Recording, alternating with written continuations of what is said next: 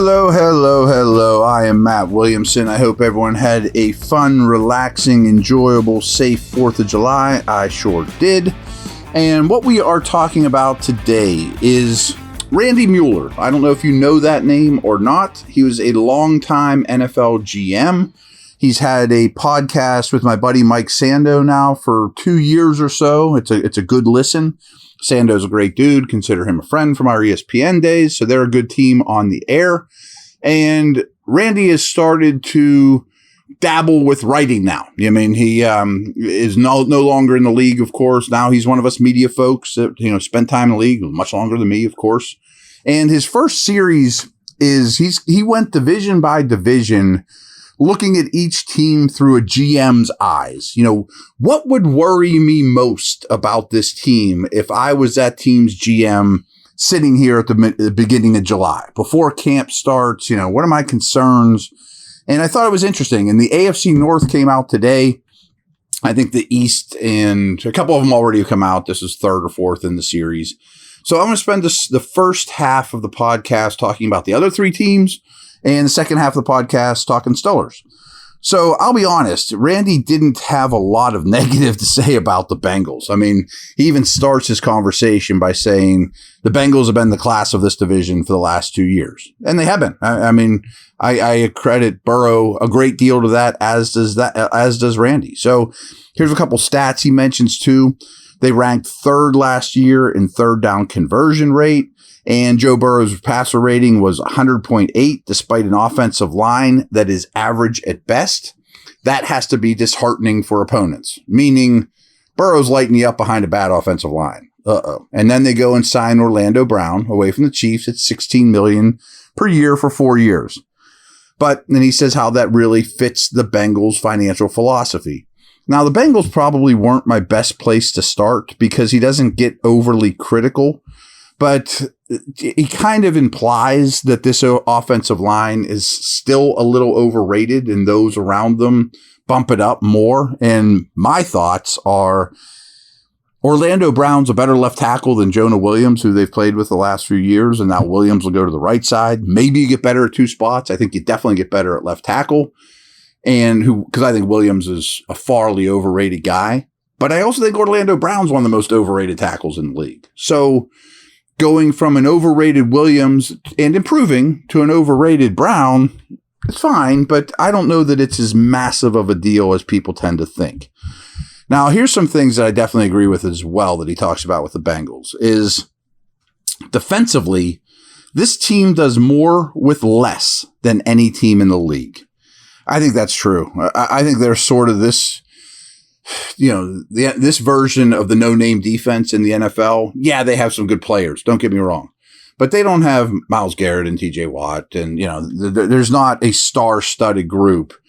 And, here's what he mentions is Lou Anarumo, to me, their defensive coordinator, is just phenomenal in his game plan designs, his adjustments during games, which are tremendous, as good as any in the league. And here's what Randy says about the defense is the Bengals confuse and befuddle opposing quarterbacks, which should be the bottom line for everyone. Per True Media, their opposing quarterback rating is 80.1. That is number one in the NFL and unbelievably good. I gotta be honest, I don't know quarterback passer ratings all that well. I know 80.1 is extremely good. I didn't realize it was elite. So basically running it back with a little bit better left tackle, couple different names on, in the starting unit, but it's Burrow, it's Anarumo, it's Chase. We know what the Bengals are. The Ravens are a little different, and he says, this is not last year's Ravens. I put that in bold. It isn't. I absolutely think so. The Ravens have better players on offense, and their quarterback question is solved for the foreseeable future. 100% agree. Lamar's locked up. There's no denying that. And I think the players they're putting around him, especially the skill position players, are the best he's dealt with. So here's some more stuff Randy says. It's now up to new offensive coordinator, Todd Monken, who frankly I'm a fan of, fresh off 2 national championships while running the offense at Georgia, to put it all together. Monken has already said he wants defenses to have to defend the entire width and length of the field when facing the Ravens. The problem, though, is spreading out defenses will force Jackson to have to make many more throws in areas of the field that have not traditionally been his strength. I think that's really noteworthy. He, more than probably any quarterback, any successful quarterback of late, Lamar really targets the middle of the field between the numbers, Andrews, tight ends. Personally, I think he's a better passer than maybe many of you do or people out there do. And I think he'll do just fine with out routes and go routes and outside the numbers stuff. But it's not what he's done his best work as yet. I'm more in the Lamar camp that if you would have given him quality weapons, he would hit them wherever you are on the field. But we haven't seen it. And he also says the field will be defended differently just based on the skill set of the receivers. So defenses won't clutter the middle of the field bracketing Andrews as much, especially if Odell or Zay Jones or, Bateman or two of the three really emerge. But then he goes back to another good point. The key is that the run game, which has been essential to the play action game and utilizing Jackson's skill sets to his finest, must still be effective. So you're spending on, the way I took that, and this isn't what he said, new offense, Monken's in there, we're going to throw the ball more.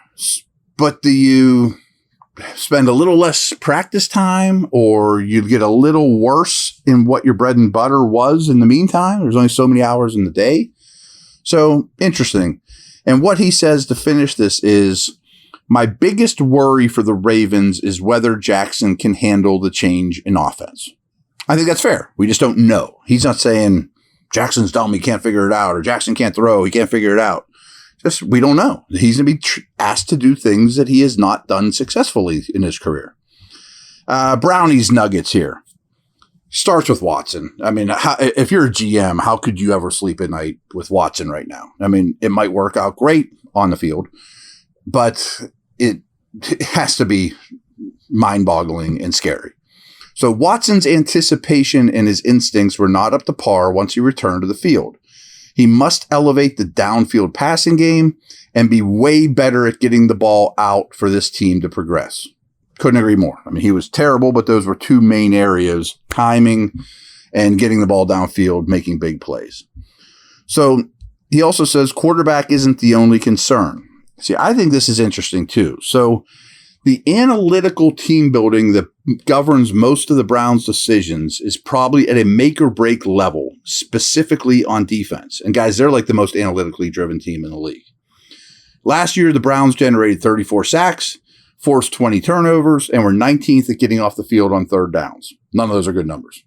They blitzed at the 16th highest frequency and played man-to-man even less frequently.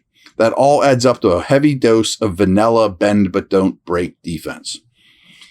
These numbers are probably why the front office fired defensive coordinator Joe Woods and replaced him with Jim Schwartz, who could change the philosophy if nothing else. He's definitely going to. He's going to come out with this wide nine, attacking, front four. A move like this is common when a front office believes its players are better than the team's results. My worry is the players who make up so much sense from a numbers analytical angle either don't fit with the system, which has now changed, or that those players are just not good enough, and maybe the football evaluations need to be tweaked. That's coming from a GM. Ouch, that stings a little, By my count, the Browns have added at least 5 new parts to what I considered a mediocre group of front 7 players in 2022. They have done a lot, but it's far from a guarantee. I thought that was a well-analyzed look there at all 3 of those teams. Quick break, quick sip of water, and then we'll talk Steelers.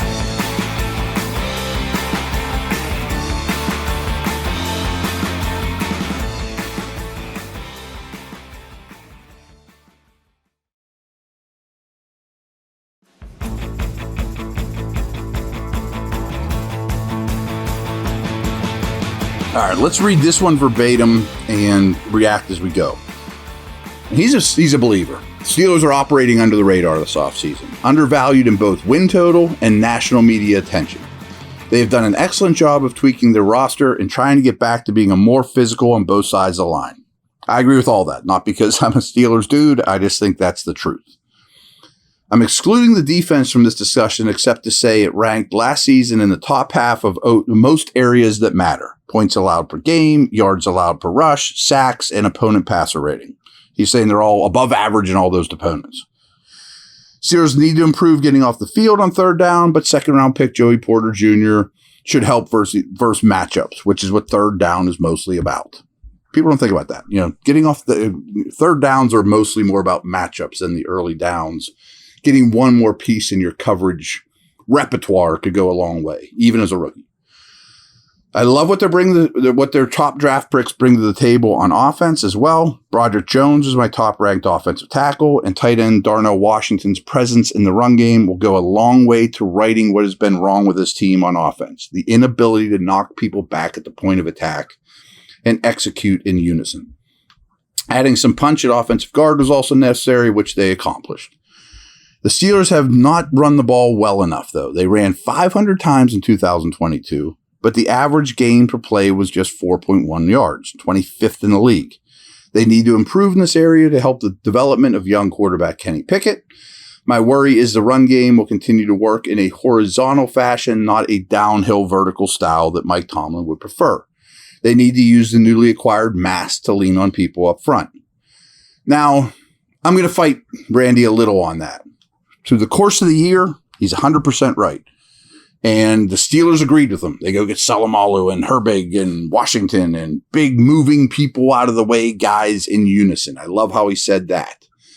But I really think the second half of the season was not a horizontal running game. It was a downhill running game, but it lacks explosion. It's 4 yards of carry, 4.1.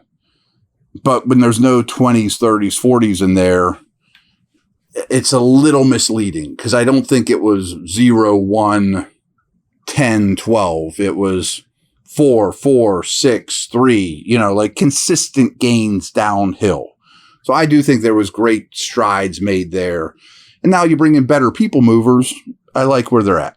Last thing Mueller says is, my other big concern is the health of Pickett, who missed time last year with concussion symptoms. He has to be on the field for the Steelers to win. You can say that about any quarterback, but I didn't like how, we talked about this before. I didn't like how he got thrown around. He's going to do a better job of identifying pressure. He's exceptional at eluding pressure. But I also love the fact that he is noticeably bulked up. And I can tell you that with my own eyes, seeing him at minicamp and OTAs. His body looks better. He has more armor on his body. He's thicker. He's stronger. But folks, he's never going to remind anyone of Bradshaw or Ben. You know what I mean? It's just physical marvels back there that can take a beating to no end. That worries me a little about Pickett too. How could it not? All right, folks. Be back tomorrow. Take care.